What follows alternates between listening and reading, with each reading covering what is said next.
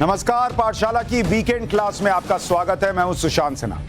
आज आपको पाठशाला के उन चैप्टर्स का रिवीजन करवाने वाला हूं जिनकी चर्चा आपके परिवार में, आपके व्हाट्सएप ग्रुप में, आपके सोशल मीडिया पर हो रही है। हो सकता है आपसे मिस हो गया हो ये चैप्टर, तो आपके पास पाठशाला की वीकेंड क्लास में अटेंडेंस लगाने का मौका है। आइए शुरुआत करते हैं।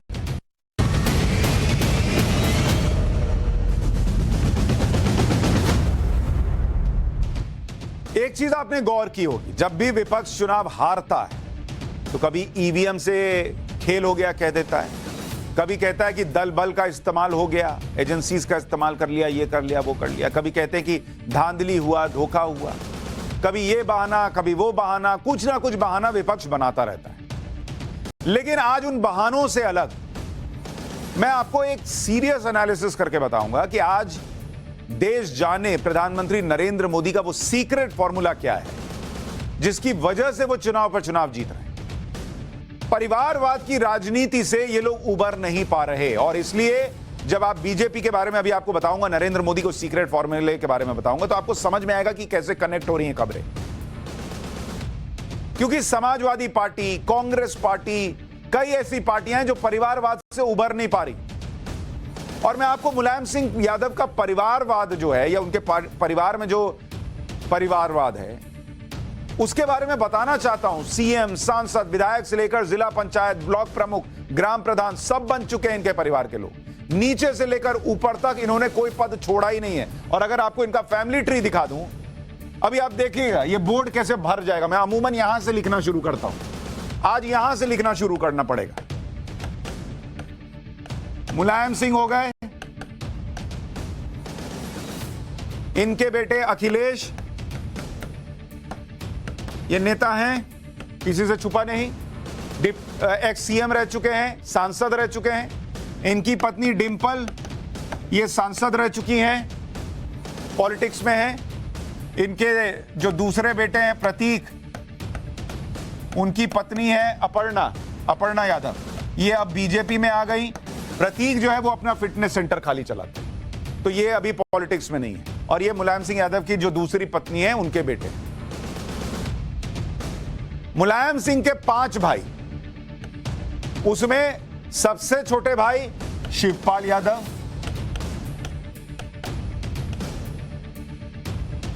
और इनका परिवार देखिए, शिवपाल यादव पॉलिटिक्स में है, विधायक हैं, रहे हैं, इनसे तो किसी को बताने की जरूरत नहीं है। इनकी पत्नी है सरला यादव, सरला जी जो है वो पत्नी है, ये सहकारी बैंकों की राजनीति में रह चुकी हैं। फिर इनके जो बेटे हैं, इनके बेटे शिवपाल के, आदित्य यादव, ये अपने पिता की पार्टी के प्रदेश अध्यक्ष हैं। वो उत्तर प्रदेश प्रादेशिक कोऑपरेटिव फेडरेशन के अध्यक्ष भी हैं, तो ये भी पॉलिटिक्स में आ गए। मुलायम सिंह के चौथे नंबर के भाई का नाम है राजपाल यादव, एक और भाई। मैंने बोला था ना बोर्ड अभी भर जाएगा, देखिएगा, अभी जगह नहीं मिलेगी लिखने के लिए। इनके बेटे हैं अभिषेक उर्फ अंशुल, जो आप सुनते हैं। ये इटावा के लगातार दूसरी बार जिला पंचायत अध्यक्ष हैं। राजपाल यादव की पत्नी है, इनकी पत्नी जो है, पत्नी प्रेमलता जी, ये 2 बार प्रेमलता, ये 2 बार जिला पंचायत अध्यक्ष बनी थी। इनके मुलायम सिंह के एक और भाई हैं। अब क्या बोर्ड भर गया, परिवारवाद ने बोर्ड भर दिया। अभी देखिए इनके भाई हैं अभय राम यादव, वो राजनीति में नहीं है। लेकिन अभय राम के बेटे हैं धर्मेंद्र यादव, जिन्हें आप सुनते हैं, जो अभी चुनाव हारे, वो धर्मेंद्र यादव, उनके चचा थे मुलायम सिंह यादव, ये सांसद रहे हैं। इनके भाई हैं अनुराग यादव, ये समाजवादी पार्टी के टिकट पर चुनाव लड़ चुके हैं। धर्मेंद्र यादव की बहन है संध्या यादव, ये संध्या जी जो हैं वो मैनपुरी में जिला पंचायत अध्यक्ष रह चुकी हैं। एक और बहन है शीला। अभी देखिए बोर्ड खत्म, परिवार खत्म नहीं हो रहा है, परिवारवाद खत्म नहीं हो रहा है। परिवार क्यों खत्म होगा, उधर चले जिए। ये भी राजनीति में रही। मुलायम सिंह के एक और भाई हैं रतन सिंह, अब यहां से देखिए खींच के लाना पड़ेगा, यहां जगह नहीं है। रतन सिंह जी वो अब इस दुनिया में नहीं है। उनकी बहू है मृदुला यादव। मृदुला जी जो हैं वो सैफई में की ब्लॉक प्रमुख हैं। इनके बेटे हैं तेज प्रताप यादव। तेज प्रताप ये मैनपुरी से सांसद रह चुके हैं और लालू प्रसाद यादव के दामाद भी हैं। अब मुलायम सिंह के एक और भाई हैं, ये देखिए कोने में, राम गोपाल यादव। ये चचेरे भाई हैं, ये राज्यसभा सांसद है और इनके बेटे हैं अक्षय यादव। ये भी सांसद रह चुके हैं। इनके बड़े बेटे, अब जगह नहीं है भाई, मेरे पास जगह नहीं बची, लेकिन पार्टी में अलग अलग पदों में इनके लिए जगह ही जगह रही है। इनके बड़े बेटे हैं रामगोपाल के असित यादव के बेटे यानी रामगोपाल यादव के पोते कार्तिकेय यादव भी राजनीति में। रामगोपाल की बहन गीता देवी के बेटे अरविंद यादव भी राजनीति में है। ये है होता है परिवारवाद।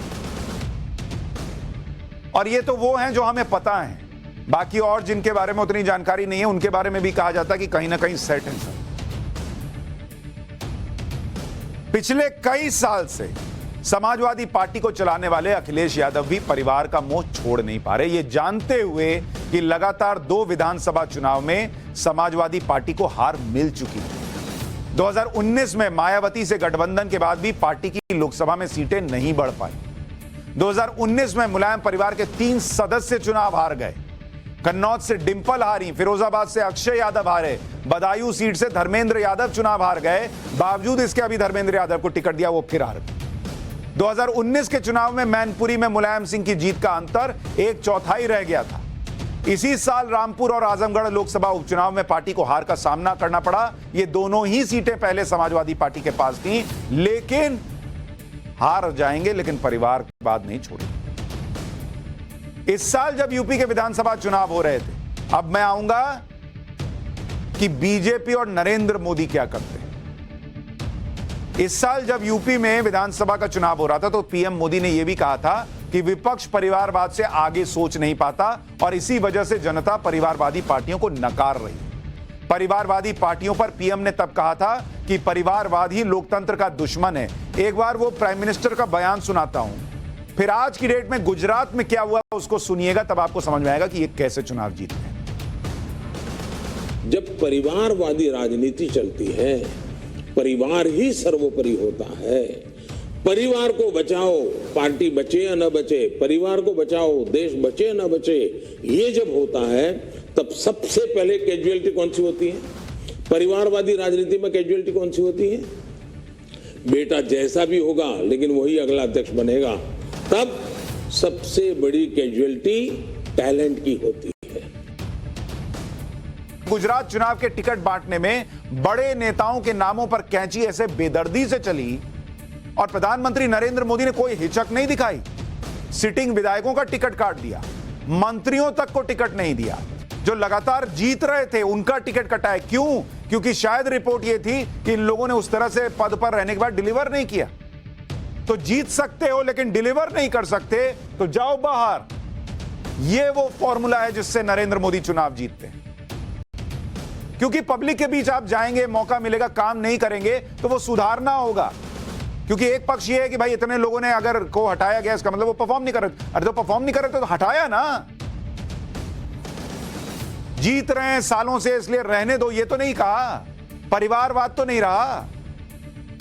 और सिर्फ रणनीति ही नहीं, अनुशासन के मामले में भी विपक्ष के सामने नरेंद्र मोदी एक मिसाल है। अक्सर किसी भी पार्टी में चुनाव के वक्त बगावत होना आम बात है। जिस भी नेता का टिकट कटता है वो पार्टी के खिलाफ प्रदर्शन करता है, बगावत करता है, उसके कार्यकर्ता सड़क पर उतर आते हैं, वो दूसरी पार्टी में चला जाता है। लेकिन बीजेपी में सीएम, डिप्टी सीएम जैसे बड़े पदों पर रहे बड़े नेताओं के टिकट काट दिए गए। ना एक हंगामा, ना एक प्रदर्शन, बल्कि विजय रूपाणी, नितिन पटेल जैसे नेताओं ने तो खुद ये कहा कि इस बार वो चुनाव नहीं लड़ रहे हैं। इससे बाकी नेताओं को सीधा मैसेज चला गया कि जब ये बड़े नेता कुछ नहीं कह रहे तो हमको कहां कुछ कहना, चुप रहो। पार्टी हित में फैसला है, पार्टी का फैसला सर्वोपरि है। गुजरात बीजेपी अध्यक्ष सीआर पाटिल ने बताया कि इन नेताओं ने खुद ही चुनाव न लड़ने का फैसला लिया और अब वो संगठन के लिए काम करना चाहते हैं। ऐसे ही प्रधानमंत्री नरेंद्र मोदी ने गुजरात चुनाव के लिए बोल्ड फैसले तब किए थे जब चुनाव से 14 महीने पहले गुजरात में सीएम और पूरी कैबिनेट बदल दी थी। उस वक्त विजय रूपाणी की जगह पर भूपेंद्र पटेल को सीएम बना दिया गया, जो पहली बार विधायक बने थे। मतलब अगर परफॉर्म नहीं कर रहे हो भाई तो निर्मम तरीके से कैंची चलती है बीजेपी के अंदर और कोई विरोध नहीं। उत्तराखंड में 3-3 सीएम बदले, कोई विरोध नहीं, चुनाव जीत के आए ना। तो ऐसे ही चुनाव नहीं जीता जाता। पब्लिक को लगना चाहिए, मैसेज जाना चाहिए कि इसने देखो हमारे लिए काम नहीं किया, इसको हटा दिया गया।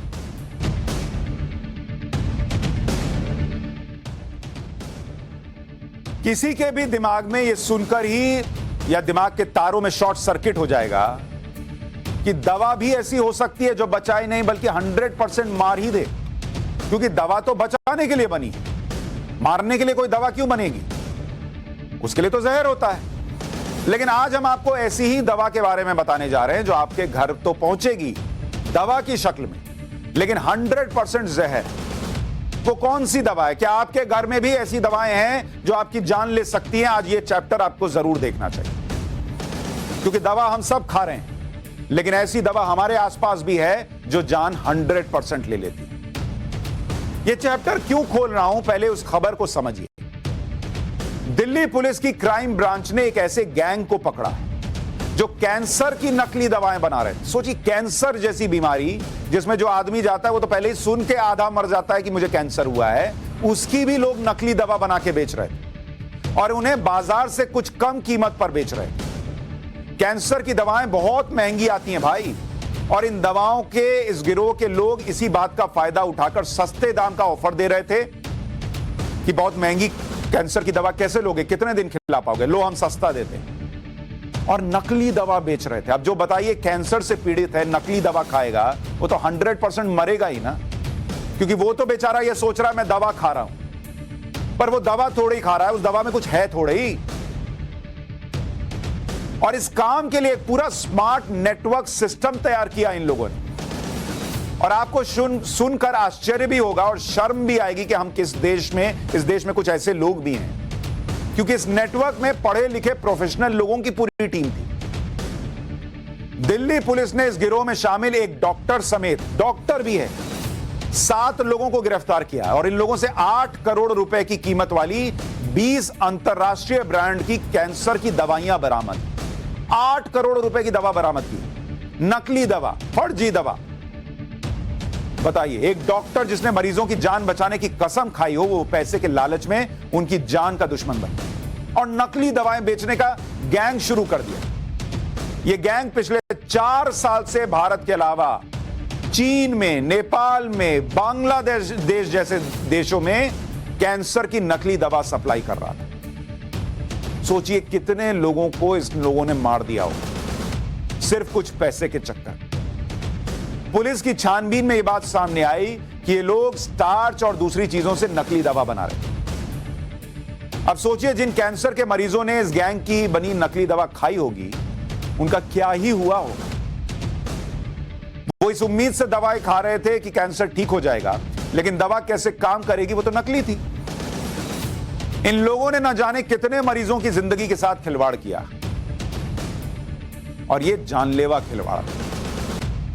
इस रैकेट को जो लोग चला रहे थे उनमें सुनिए कौन कौन थे। एक डॉक्टर पवित्र नारायण प्रधान है, डॉक्टर है, काम इतना अपवित्र है और मां बाप ने नाम रखा है पवित्र नारायण प्रधान।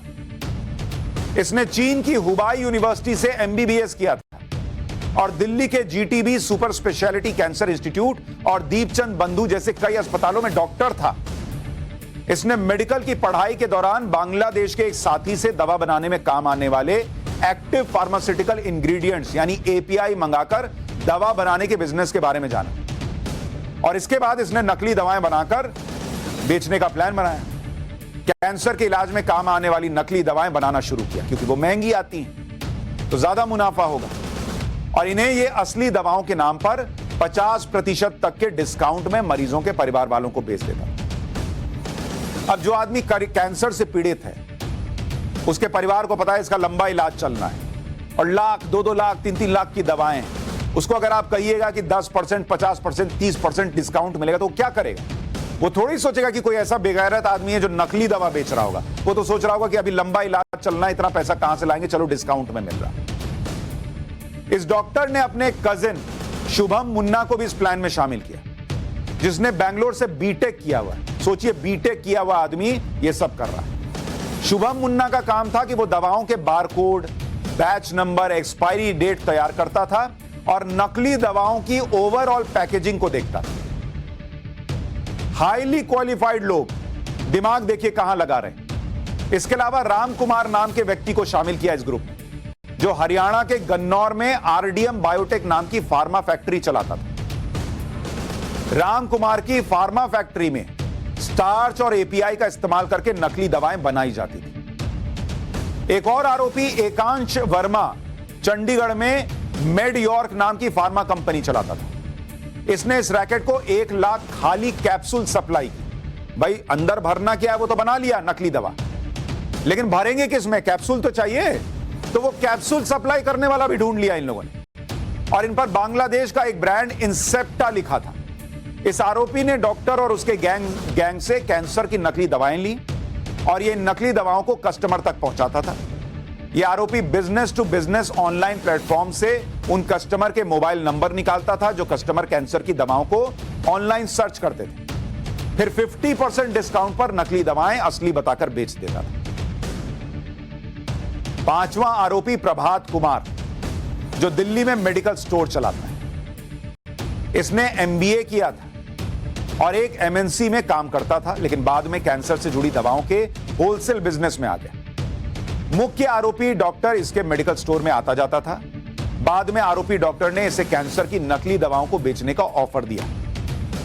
पूरा नेक्सस देख रहे हैं, डॉक्टर है, वो बीटेक पढ़ा हुआ आदमी है जो पूरा खाका बदलेगा, उसको नकली चीजें जो है वो बदलेगा। दवा बनाने के लिए फैक्ट्री वाला भी ढूंढ लिया, दवा को कैप्सूल में डालने वाला भी ढूंढ लिया, दवा को बेचने वाला, मार्केटिंग करने वाला भी ढूंढ लिया और दवा बेचने की दुकान भी ढूंढ ली। 2 और आरोपी पंकज सिंह और अंकित शर्मा के पास आईटीआई का डिप्लोमा था। ये दोनों नकली दवाओं की पैकेजिंग और डिलीवरी का काम कर रहे थे। कैंसर की नकली दवाएं बनाने वाला ये गैंग कैसे काम करता था, यह आपको सुनना चाहिए। ये आरोपी दवाओं की स्ट्रिप्स के ओरिजिनल डिजाइन को कॉपी करके हूबहू वैसी स्ट्रिप्स तैयार करते थे। जैसे आप खरीदते होंगे, एकदम लगेगा कि ओरिजिनल। इन्हें फिर देहरादून और नोएडा से प्रिंट करवाते थे। इन आरोपियों के साथ ही इन्हें खाली कैप्सूल और रॉ मटेरियल सप्लाई करते थे, जिससे हरियाणा की फैक्ट्री में नकली दवाएं तैयार की जाती थी। इसके बाद नकली दवाओं को गाजियाबाद के गोदाम में भेज दिया जाता था, जहां नकली दवाओं की फाइनल पैकेजिंग और सप्लाई होती थी। कैंसर के इलाज में कई दवाएं बहुत महंगी होती हैं, जो रोगी की सेहत के अलावा परिवार की आर्थिक सेहत भी खराब कर देती है। घर का बजट बिगड़ जाता है भाई। कोई अपने को मरता हुआ तो देखेगा नहीं, इलाज कराता है। आदमी का इलाज होता है, लेकिन घर का बैंक अकाउंट जो है वो स्वाहा हो जाता है। इतनी महंगी दवाएं, लंबा इलाज, क्योंकि एक तरफ मरीज की चिंता और दूसरी तरफ महंगी दवाइयों की मार।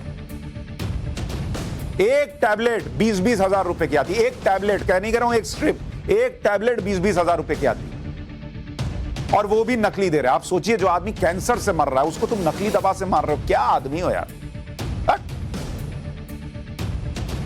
कैंसर मरीज या उसके परिवार को लगता है कि अगर दवा कुछ सस्ती मिल जाए तो थोड़ी राहत हो जाएगी, और इस गैंग के लोग इसी मजबूरी का फायदा उठा रहे थे। उन दवाओं के नाम भी बताता हूं जिनकी हूबहू नकली दवा इस गैंग के लोग बेच रहे हैं। जो लोग ये दवाएं ले रहे हैं वो बहुत सावधानी से सुने कि कौन कौन सी दवा नकली बेच रहे थे। इनमें पहली दवा है टैग्रिसो 80 mg टैबलेट। ये लंग कैंसर यानी फेफड़ों के कैंसर के इलाज में दी जाती है। इस दवा को ब्रिटेन की एक कंपनी एस्ट्राजेनेका बनाती है। 10 पत्ते की इस दवा की असली कीमत है 2,04,435 रुपए।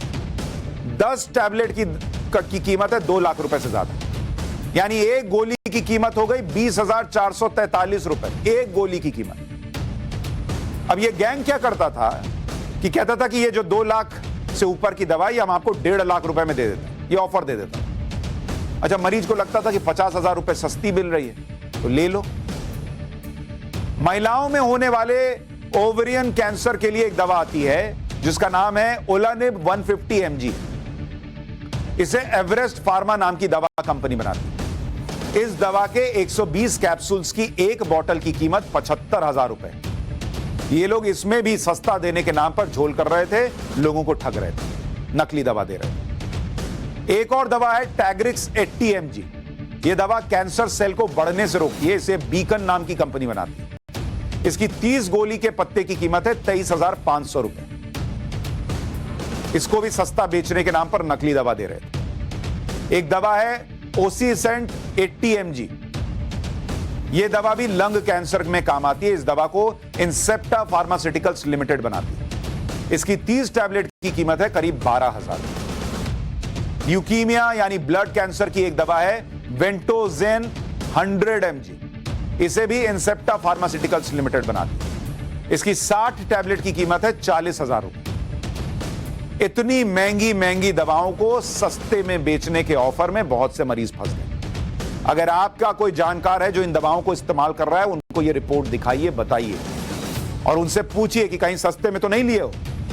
सस्ते में लिए हो बॉस तो चेक कर लो कहीं नकली ना खा रहे हो, क्योंकि बहुत सारे लोग ऐसी नकली दवा खा रहे होंगे जो इन लोगों का मॉडस ऑपरेंडी था। बहुत लोग फंसे। कैंसर की नकली दवा बेचने वाले लोग पूरी रिसर्च के साथ इस काम में उतरे। आज आपको कैंसर से जुड़े आंकड़े बता देता हूं जिसकी वजह से नकली दवा से जुड़ा अपराध किया जा रहा है। एक तो मार्जिन बहुत है, दूसरा मरीज बहुत है। भारत में अगर आप देखेंगे, भारत का आपको बता रहा हूं, भारत के अंदर करीब 2 करोड़ 67 लाख कैंसर पेशेंट हैं। मतलब आपने आज खुद भी गौर किया होगा भाई, हर दूसरा आदमी, तीसरा आदमी, चौथा आदमी आसपास का बताता है यार कैंसर नहीं। पहली वाली बात नहीं है कि कैंसर बहुत रेयर होता था। आपकी जानकारी में किसी ना किसी को कैंसर होगा ही होगा। और इनको लगा कि 2 करोड़ 67 लाख लोग हैं, इनमें से 10% को भी पकड़ लिया तो मालामाल हो जाएगी जिंदगी। और हर साल 2,153 करोड़ रुपए की दवाएं खाते हैं ये लोग। इतनी की ये दवाएं खाते हैं। अब आप सोचिए, 2,153 करोड़ का मार्केट दिख रहा था इन लोगों को, और इसमें एक हिस्सा नकली दवाओं से जुड़ा हुआ है। अगर पूरे देश में नकली दवाओं का आंकड़ा देखें तो 2019 में भारत में, अच्छा जो लोग सोच रहे हैं कि अरे ये तो कैंसर की दवा की बात है, हम लोग तो कैंसर की दवा नहीं खाते, हमको हमारा इलाज ठीक है। तो बॉस, जब कैंसर की नकली दवा बन सकती है तो दूसरी नहीं बन रही होगी। देश में, भारत में नकली दवाएं कितनी बिक रही हैं आपको जानना चाहिए। 2019 में यूएस ट्रेड रिप्रेजेंटेटिव ऑफिस की सालाना रिपोर्ट के मुताबिक भारत में 20% नकली दवाएं बिकती हैं। यानी इस बात की कोई गारंटी नहीं कि आप जो दवा ले रहे हैं वो 100% सही है, इसकी कोई गारंटी नहीं, क्योंकि 20% नकली दवाएं भारत में बिक रही हैं। आप हो सकता है 10 दवा खा रहे हो तो उसमें से 2 नकली निकल जाए तो आश्चर्य नहीं। और नकली दवाएं जो हैं, इसका कारोबार कितना बड़ा है आपको पता है? सोचिए आप कितना बड़ा होगा, अंदाजा लगाइए, उससे पता चल जाएगा कि कितनी नकली दवाएं बिक रही। 80,000 करोड़ की नकली दवाएं बिक रही हैं हर साल। भारत में कुल दवा इंडस्ट्री करीब 4 लाख करोड़ की है और उसमें से 80,000 करोड़ तो नकली दवा का मार्केट है। दुनिया के सबसे बड़े दवा उत्पादक देशों में से एक है भारत। ऐसे में नकली दवा का कारोबार रोकना बहुत बड़ी चुनौती है। इसके अलावा 2018 में central drug standard control organisation ने अनुमान में बताया था कि भारतीय मार्केट में जेनेरिक दवाओं में 4.5% दवाएं सब स्टैंडर्ड यानी घटिया क्वालिटी की। तो नकली भी मिल रही हैं, घटिया दवा भी मिल रही है। और आप सोच रहे मैंने तो बीपी की दवा खाई, बीपी बढ़ा क्यों जा रहा है? मैंने तो शुगर की दवा ले ली, लेकिन शुगर क्यों बढ़ा जा रहा है? मैंने तो थायराइड की दवा ले ली, थायराइड कम क्यों नहीं हो रहा है? जब ऐसा होने लगे तो समझिए कि हो सकता है नकली दवा खा रहे हो। कोरोना में तो नकली दवाएं मार्केट में और बढ़ गई थी। इस देश में ऐसे ऐसे लोग हैं, कोई कैंसर के पेशेंट का फायदा उठा रहा है, कुछ लोग कोरोना के समय फायदा उठा रहे थे। फेक मेडिकल प्रोडक्ट्स के खिलाफ काम करने वाली एक संस्था है authentication solution providers association, ASPA इसको कहते हैं। इसकी एक रिपोर्ट है, वो कहती है कि 2020 से 2021 के दौरान मार्केट में सब स्टैंडर्ड और फॉल्सिफाइड दवाएं, उपकरण यानी खराब क्वालिटी की और नकली दवाएं और उपकरण बनाने वाले मामले 47% बढ़ गए कोरोना के संकट काल के वक्त। इसमें कोरोना के इलाज से जुड़ी नकली दवाएं थी, नकली वैक्सीन थी, नकली टेस्ट किट थे, नकली एंटीबायोटिक थी, नकली सैनिटाइजर। मतलब जब लोग मर रहे थे तो कुछ लोगों को नोट छापना दिख रहा था, नकली बेच रहे, नकली दवा, नकली वैक्सीन, नकली सैनिटाइजर।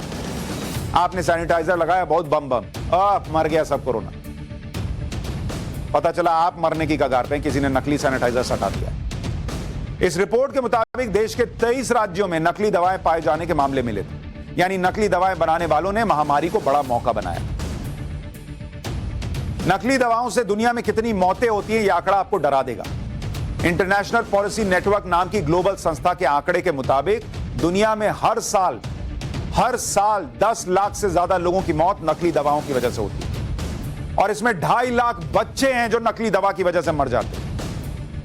कैसे बेगैरत लोग हैं, सोचिए, नकली दवा बेच रहे हैं। नकली दवा को लेकर हमारे देश में 5 साल से लेकर उम्र कैद तक की सजा है, लेकिन 80,000 करोड़ रुपए का अगर नकली दवा का कारोबार चल रहा है तो आप अंदाजा लगा सकते हैं कि अपराधियों को कितना सजा का डर है और नहीं।